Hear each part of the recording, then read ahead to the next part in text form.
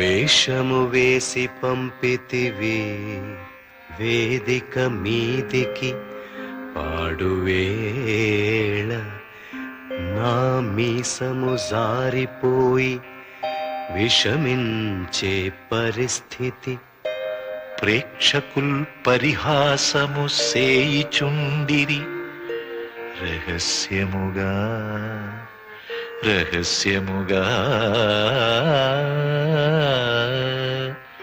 తెరవేయు మంచు నీ కోసము చూచితిన్ కసరుకుంటివి ఇదెక్కడి దర్శకత్వము. నా శిష్యుడు అనిపించావు రా విష్ణు. ఈ పద్యం ఇప్పుడెందుకు గుర్తొచ్చింది మాస్టారు? ముందు దీని అర్థమేమిటో ఈవిడకు చెప్పరా. ప్రపంచం అనే రంగస్థలం మీద నన్ను పంపించావు. పాడువేళ అంటే చెడ్డ సమయంలో నా మీసము జారిపోయి అంటే నా ఆత్మాభిమానం దెబ్బతిని రహస్యంగా తెరవేయడం అంటే ఆత్మహత్య చేసుకుందామనుకుంటే కసురుకుంటున్నావు. నువ్వేం దర్శకుడివయ్యా భగవంతుడా అని అర్థమమ్మా.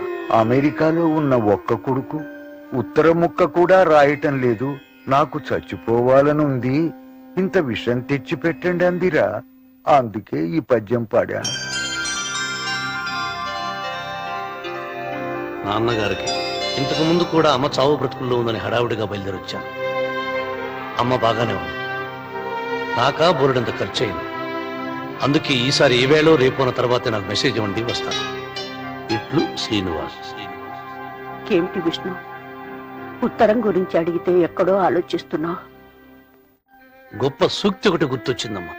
ఏంటది? నాది నాది అనుకునేది ఏదీ నీది కాదు, నీదేమిటో తెలుసుకునేసరికి నువ్వు ఈ లోకంలోనే ఉండవు. వినడానికి వేదాంతం బాగానే ఉంటుంది విష్ణు, కానీ అనుభవించే వాళ్ళకే తెలుస్తుంది ఆ బాధ ఏమిటో. మరోసారి వాడికి ఉత్తరం రాయండి.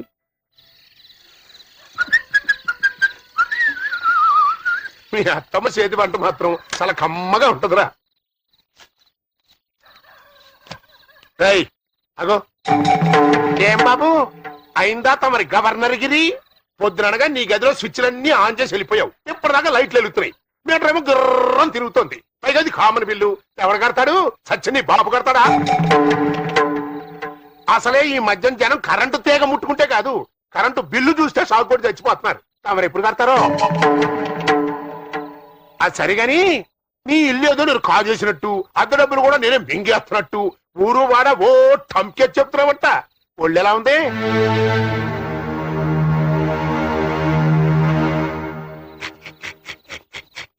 చూసావా, నో సౌండ్, సైలెంట్ గా వెళ్ళిపోతున్నాడు. మేనమావంత అంటే బాగుండదని వెళ్ళాళ్లే. సంతానం లేదో జీవంతో కొట్టా కదా తెలిసేది. ఆ సంతోషించాలే.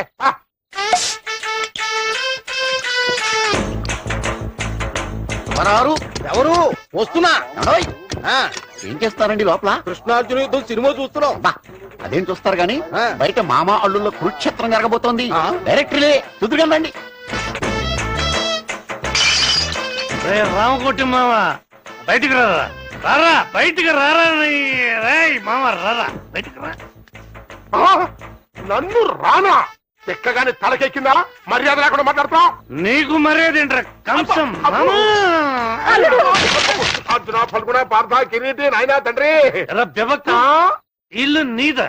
మా తాతయ్య మా అమ్మకు రాసిస్తే దాన్ని నువ్వు బలవంతంగా లాక్కుని నాకేమో మేడ మీద పగలు సూర్యుడు రాత్రి చంద్రుడు కనిపిస్తూ వర్షం వస్తే బుర్ర కరిపోయే పాకేసి అందులోకి నన్ను తోసేసి ఇల్లంతా వాడుకుంటున్నావా? ఏంట్రా తాగుబోతు మాటలు? సాగితే తాగుతా, తాగితే వాగుతా, వాగితే లాగి తత్తా.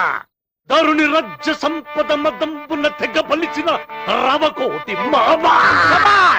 నేను ఇక చెప్పుకోని లైఫ్కు టాట, నీకు రానివ్వను వాట, నిన్ను వాయించడానికే కొన్నా ఈ కొత్త పాట. నీ ముఖాన కొడతా కుళ్ళినట్టు